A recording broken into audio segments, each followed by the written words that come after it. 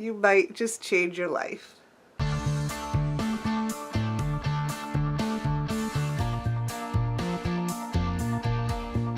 Hello, it is Saturday, and I actually didn't wake up until about 10:30, but apparently I needed that extra sleep, and I still have plenty of time to get lots of writing done.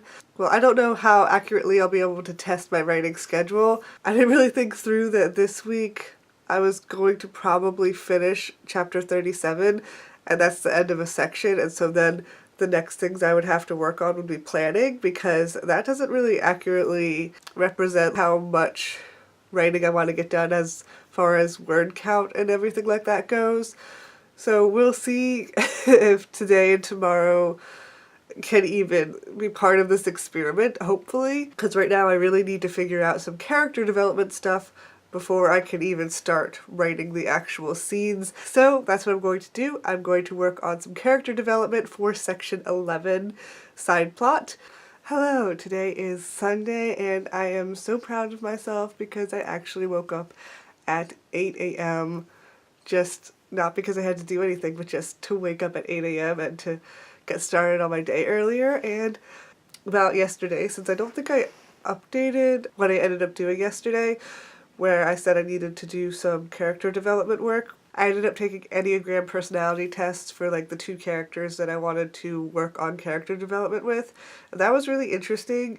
And this one website even has like relationships between two different Enneagram types and like whichever combination I guess you and your partner are, but I use that for my characters, and that was very interesting and it helped me come up with like potential problem spots that they could have in their relationship based purely on like their personalities and personal fears and needs emotionally and stuff like that, which was very, very interesting because I took the quiz as each of my characters, and I actually spent longer than I should have doing Enneagrams for characters that I didn't necessarily need to, but I was just kind of curious. Anyway, so I spent way too long getting distracted by reading about Enneagrams, but it was fascinating, so I'm not even that upset by it. I went into all of basically the questions about the logistics of how things are going to come about in the next couple chapters, and I figured out pretty much a pretty solid plan. I think my secondary goal for the day, because I have two goals for today, one is to write and see how far I can get in these scenes, see if I can do one or two scenes, because that would be awesome. This is not the, I'm grabbing the wrong book. My secondary goal is to read.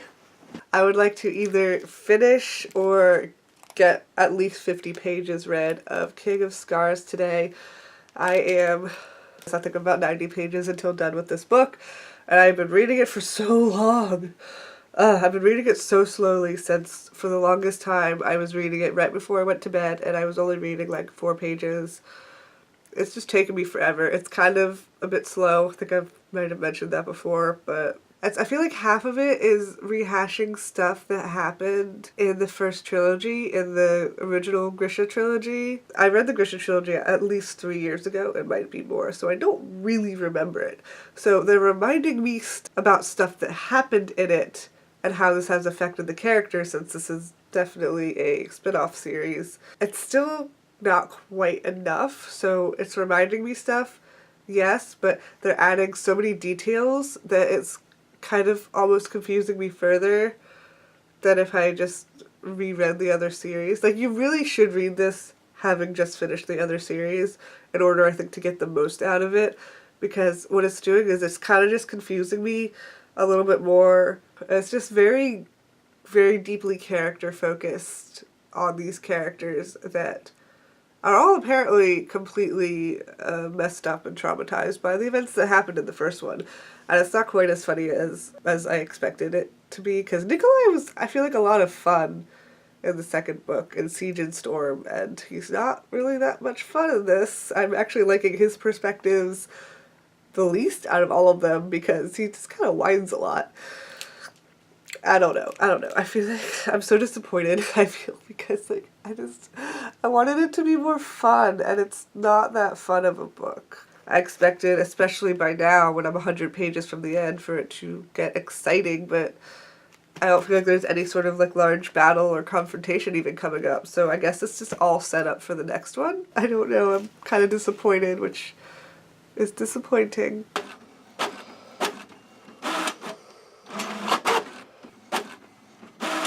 Printed out my outline and character development stuff. Not all of it. I saved all of that really long one.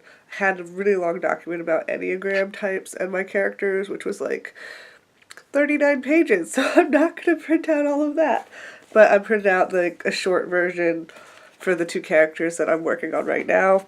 And then the current section of the book I'm working on, I left a bunch of blank space in this document just because I feel like it'd be useful to be able to write in it, since some of this stuff is a little bit vague. So if like the night before I come up with some more details I want to add to the scene, I can without having to like add post-it notes and make it too confusing to look at. So now I can actually get to work. So I was originally going to stop this vlog experiment on day 7, but I just have to talk about day 8. On day 8, I did 2 90-minute writing sessions, completed 2 scenes, and wrote a total of 1,655 words. I cannot believe it. For me, that is insane. I was so beyond thrilled. I'm feeling so inspired to keep at this and see what I can accomplish. And I forget if I did a wrap up for day 7, but I ended up writing one really long scene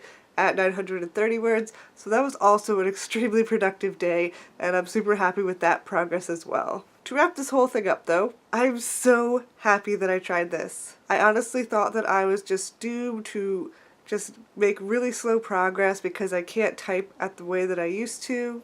But now I can pretty much write as much as I want as long as I divide my writing into multiple writing sessions a day. Hopefully what you can take away from this video is, if you have an ideal routine of your own, test it out. The worst that can happen is that you decide to continue on with your current writing routine. The best that could happen though, you might just change your life.